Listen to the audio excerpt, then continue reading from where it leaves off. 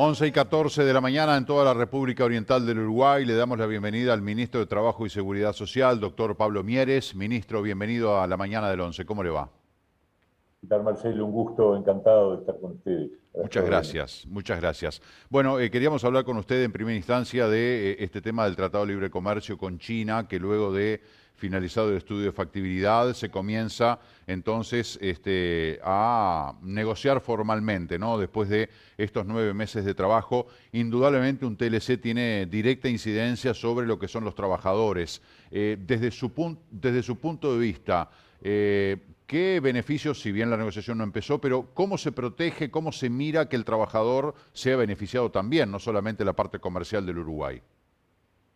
Bien, en primer lugar decir que, y aquí hablo como líder del Partido Independiente, el Partido Independiente desde hace ya mucho tiempo, pero claramente en la plataforma programática que presentamos en el año 2019 e incluso también en la de 2014, incluíamos la importancia de una inserción internacional mucho más abierta, evaluando que el Mercosur se había convertido en un espacio que no se abría al mundo, que tenía enormes dificultades para responder a una necesidad que para un país como el Uruguay, con un mercado interno pequeño e incluso con un mercado regional con numerosas trabas, era imprescindible buscar alternativas de inserción comercial mucho más abiertas.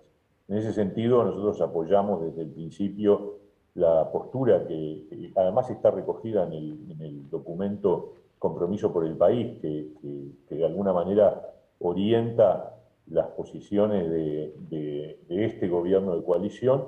Por lo tanto, cuando comenzaron las iniciativas de apertura al mundo y en particular esta con China, acompañamos y hoy tenemos que ratificar el apoyo e incluso la satisfacción de que se hayan logrado avances y que ingresemos ahora sí en una negociación de un TLC con China.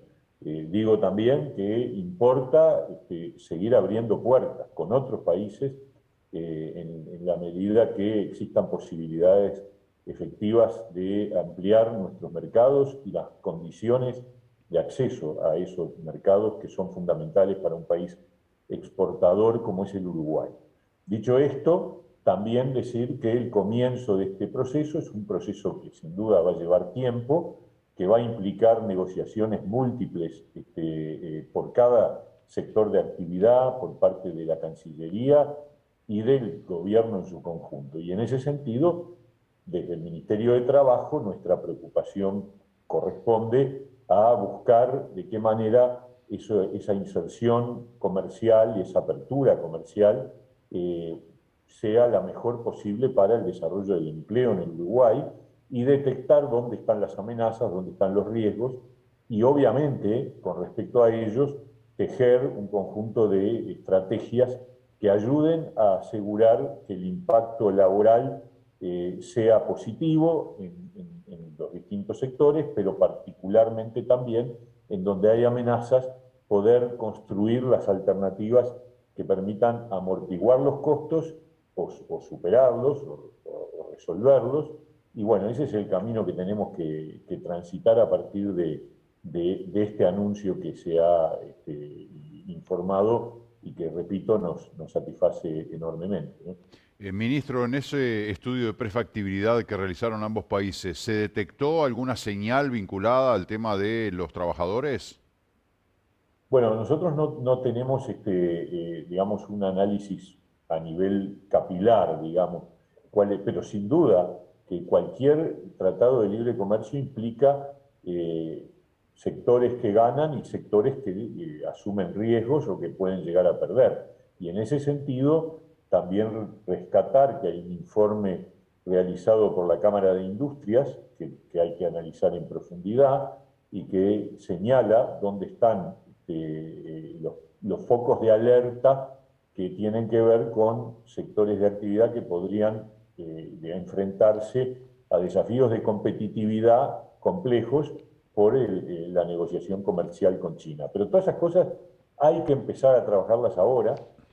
Hasta ahora, sin haber culminado el proceso de acuerdos de prefactibilidad o de factibilidad, no tenía mucho sentido ponerse a trabajar sobre algo que todavía no estaba confirmado. A partir de ahora sí, estamos claramente en una etapa distinta y desde el Ministerio de Trabajo, en coordinación con Cancillería y con el Ministerio de Economía, nos ponemos a trabajar en la búsqueda de identificar dónde están las oportunidades, dónde están los desafíos, cuáles son los riesgos y cómo enfrentarlos en diálogo tripartito con trabajadores y con empleadores. Yo supongo que usted estaba en conocimiento de la carta que el diputado Pepasquet envió a un medio de comunicación, al semanario Búsqueda, donde pregunta si, entre otras grandes consideraciones, si es el momento de firmar un TLC con China, tomando en cuenta la situación mundial, el tema de la invasión de Rusia a Ucrania, el acuerdo previo a la guerra que firmaron Rusia con China, a ver si Uruguay, que además tiene como principal cliente a China, si es bueno seguir aumentando que nuestros productos vayan a un solo lugar. ¿Qué opinión tiene al respecto? Yo siempre he valorado y respetado mucho la opinión del diputado Pepasquet, me parece una persona de enorme versación y con capacidad de análisis. En este punto yo no opino lo mismo que él. Nosotros creemos que el mundo está lleno de ejemplos en donde las relaciones comerciales son, digamos, en un nivel diferente a lo que después son los posicionamientos político-ideológicos en el concierto internacional. Les voy a dar un ejemplo que rompe los ojos. En estos momentos el presidente Biden está visitando Arabia Saudita, un régimen del que él mismo ha manifestado declaraciones muy duras y muy críticas cuando era candidato a la presidencia de Estados Unidos.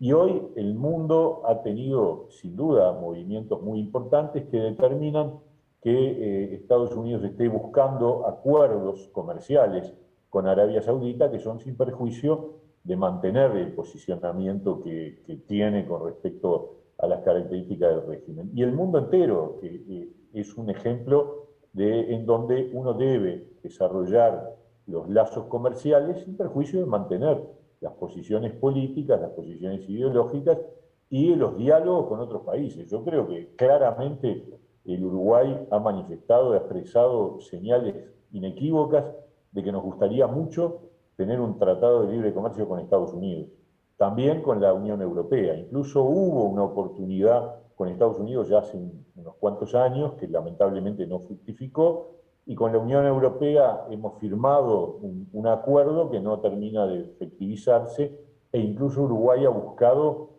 avanzar en términos bilaterales con la Unión Europea, y no ha sido posible. Entonces, uno tiene que seguir abriendo puertas. Las puertas tienen que ser múltiples y tienen que ubicarse en una línea donde las relaciones comerciales se multipliquen, se diversifiquen y se aprovechen las oportunidades que al final, como tú bien decías, en definitiva importa el crecimiento de la economía y los puestos de trabajo, y puestos de trabajo que se multipliquen y que sean de la mayor calidad posible. Y en eso, obviamente, la postura del Ministerio de Trabajo y del gobierno en general va a advertir y tener en cuenta de manera muy especial este punto, ¿no? Se citaba, más allá de que obviamente sirve abrir los mercados, es necesario diversificar la matriz de destinos donde Uruguay coloca sus productos, lo que le pasó a un país como Australia con China, que firmaron un TLC, lo cita Pasquet en su carta. En determinado momento Australia pide información, investigar a fondo sobre el tema del origen de la pandemia que tuvo lugar en Wuhan, en China, y China respondió con sanciones comerciales, dejándole de comprar los productos que le estaba comprando.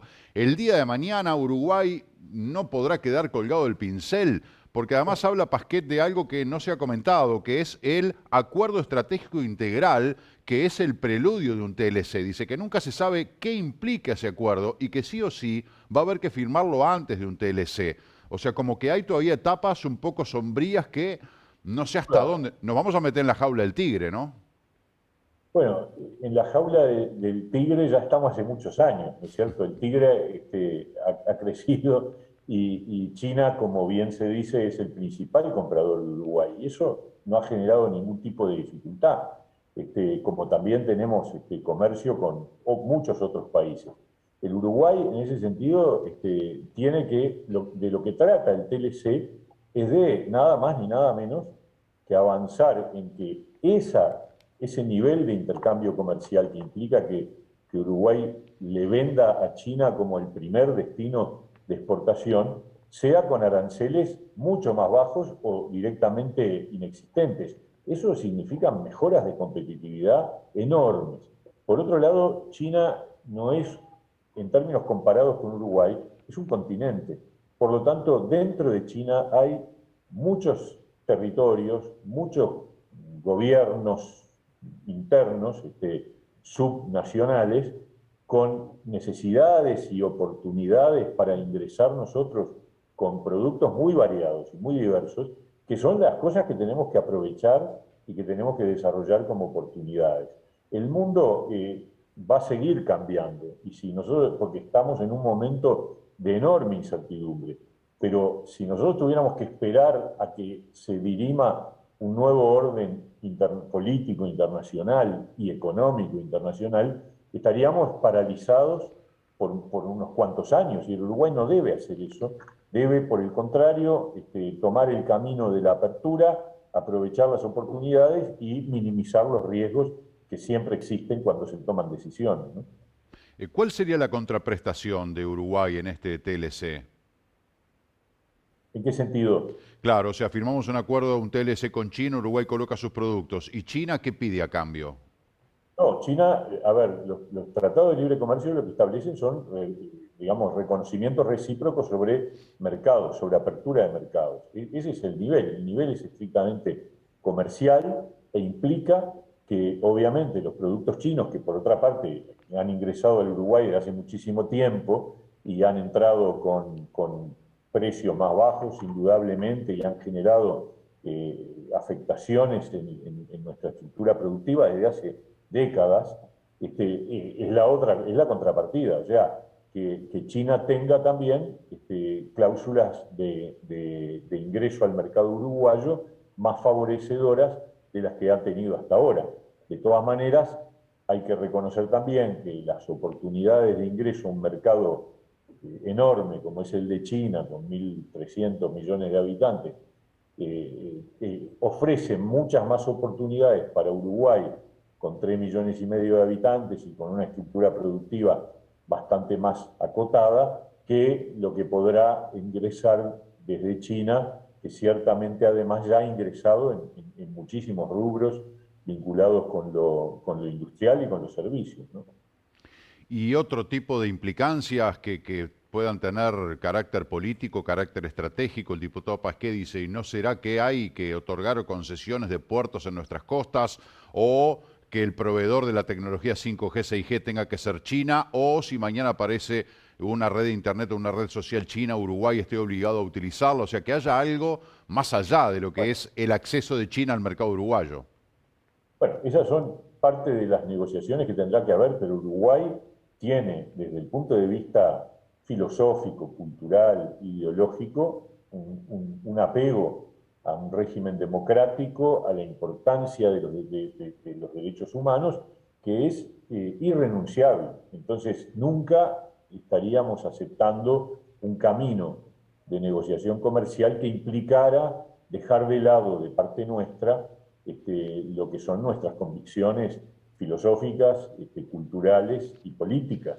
Por lo tanto, ahí hay un límite que, bueno, el camino que vamos a transitar va a establecer hasta dónde se puede llegar, pero yo soy optimista, creo que es bueno y es importante deslindar lo que suponen los acuerdos comerciales de los posicionamientos políticos, ideológicos y culturales de nuestro país, ¿no? Por supuesto que la parte medular de la entrevista con usted, ministro, tiene que ver, como decíamos al principio, con la parte laboral, ¿no? ¿Qué pasa con los trabajadores? ¿Qué pasa con los empresarios? ¿Qué pasa con los sindicatos? Toda esa parte, obviamente, ahora se irá allanando, pero se tratará, porque esto no es un gana-gana, ¿no? Esto en algún sector alguien va a dejar de ganar o va incluso a perder, como usted señalaba, pero el tema es que esto no termine perjudicando a los trabajadores, de gente que se quede sin laburo o que de repente ahora, ¿qué va a pasar con los productos chinos que llegan a Uruguay, con los proveedores de productos chinos que tenemos en Uruguay? Es decir, que es un movimiento tremendamente complejo, pero en lo laboral, en la clase trabajadora, usted asegura que se cuidarán todos los detalles. Aseguro que hay que poner a andar equipos de trabajo tripartitos de análisis con lupa de cada sector de actividad a efectos de, digamos, de enfrentar el proceso de negociación, maximizando las oportunidades y reduciendo al mínimo los costos que pueden haber, que obviamente, como tú decías, en un tratado de libre comercio hay ganancias y también hay riesgos y hay pérdidas, y bueno, y eso es lo que hay que evaluar. Sin duda, yo creo firmemente hace muchos años que los acuerdos de este tipo con terceros países van a ser beneficiosos para el Uruguay, sin perjuicio de que tenemos que cuidar nuestra industria, nuestro comercio, nuestros servicios y nuestro trabajo, por supuesto. Ministro, cambiando de tema, rendición de cuentas, leíamos que hay acuerdo con AEBU, que bueno, podría haber un aumento para la policía, para los militares, digo, todo esto también juega un papel importante en las negociaciones, lo que se discuta en el Parlamento, reasignando recursos, no incrementando el gasto, pero ¿usted considera de que se satisfacen las demandas planteadas en estas últimas semanas de alta conflictividad laboral, sindical? Sí, Marcelo, lo primero que hay que decir es que el gobierno alcanzó un acuerdo muy importante con los funcionarios públicos, con COFE, con la Coordinadora de Sindicatos de la Enseñanza, y estamos por cerrar también un acuerdo con los funcionarios de la Universidad de la República y de la Universidad Tecnológica, que implica garantizarle a estos funcionarios la recuperación del salario real perdido en función de la situación de pandemia que vivimos. Eso que era un compromiso que el gobierno había anunciado cuando se estableció esa caída del poder adquisitivo del salario, que se iba a recuperar en el transcurrir del periodo de gobierno, se ha confirmado. Es decir, ahora podemos decir con total firmeza que el gobierno cumplió con este compromiso, con la firma de estos acuerdos que dan la garantía de que en el transcurrir de aquí al final del periodo de gobierno se habrá recuperado el poder adquisitivo del salario público. Nos queda todavía llegar a buen puerto también con el salario de los trabajadores privados. En ese sentido, la novena ronda del Consejo de Salarios que se firmaron los convenios en el transcurrir del año pasado ya incorporó un componente de recuperación que, según los acuerdos alcanzados, al menos va a significar la recuperación del orden del 40% de la pérdida ocurrida en el llamado periodo puente del año 2020-2021. Y de que en la próxima ronda que va a convocarse en julio del año próximo, la 10ª, tendremos que proponer completar el proceso de recuperación. Por otra parte, es cierto que en el día de ayer, con el acuerdo del Ministerio de Economía y Finanzas y del Ministerio del Interior, se estableció en el Parlamento el otorgamiento de un plus para los trabajadores policiales, para los funcionarios policiales. Esto significa que lo acordado con COFE y con la Coordinadora de Sindicatos de la Enseñanza sigue plenamente vigente. Por encima de ese acuerdo con COFE habrá ese diferencial especial que tiene que ver con una prioridad política que el gobierno tiene, que es la recuperación de los niveles de seguridad perdidos, y por lo tanto una señal directa a los funcionarios policiales. Pero esto es por encima de lo acordado con los funcionarios públicos en general. ¿Que es de un 2,5%? Eso es lo que se ha manifestado. Obviamente después está el tema de cómo se distribuye. Por ejemplo, con COFE nosotros acordamos una recuperación de 6%, pero que como no es pareja, no es pareja porque COFE pidió que fuera diferencial, entonces va a haber funcionarios que van a recibir un poco más y otros un poco menos. El promedio es el 6%. Y con los funcionarios policiales, de acuerdo a lo que conocemos, ese 2,5% tampoco se va a distribuir en forma pareja, de manera tal de que algunos funcionarios policiales incrementarán un poco más su salario y otros un poco menos de ese 2,5%, que es adicional al acordado con COFE, ¿no? Ministro Pablo Mieres, le agradezco mucho por el tiempo dispensado. Gracias por acompañarnos esta mañana. Un gusto grande, que pasen muy bien. Gracias, Abrazo. gracias igualmente. Hasta pronto. Señoras y señores, 11:34, pausa, ya volvemos.